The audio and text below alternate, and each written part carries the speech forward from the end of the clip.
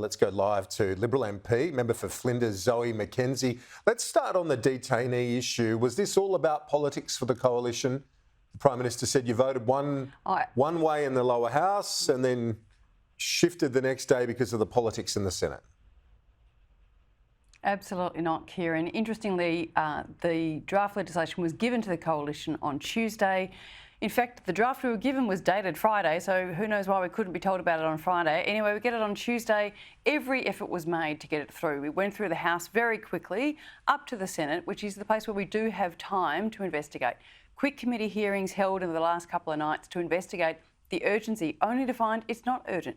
You've got to remember, Kieran, these guys have form. We got dragged back at extraordinary expense last December to pass measures in exactly this space which have not actually ever been used. So, given that we know it's not urgent as in a matter of days, the Senate has done what the Senate is very good at doing, which is to investigate the need for the bill and is this fit for purpose legislation. James Paterson and I sit on PJCIS, and that's the committee that ends up having to look at these bills to make sure that they are robustly fit for purpose for what they do. The faster they go through, inevitably mistakes are made. It needs to be done carefully, and that is what is proposed. And James has made it clear. If we need to come back to pass it, we will. The PJCIS, just for clarity for the viewers, the PJCIS is the most...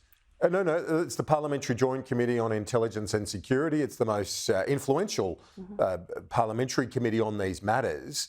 And as you say, you've got to scrutinise, and there's often briefing by the security agencies that we're not made aware of. But when it comes to the coalition, you're renowned for being tough on the borders. This is a tough bill. Why not just back it?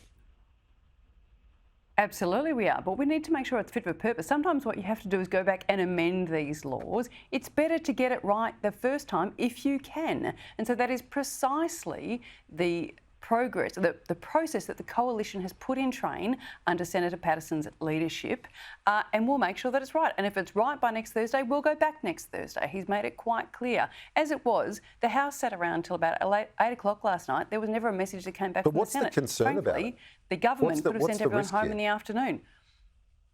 Oh, it was mainly that there was an assertion that it was absolutely urgent and had to be passed this week. And in fact, when those questions were put to the Department of Home Affairs in relation to, is this in relation to a High Court decision? Is that decision imminent? Do we think there's going to be a problem? In fact, it would appear that the government is confident that they're going to win the High Court case at the moment, based on what I understand from the papers this morning. So the urgency is just not there. Get it right the first time. Don't make us come back and amend it later.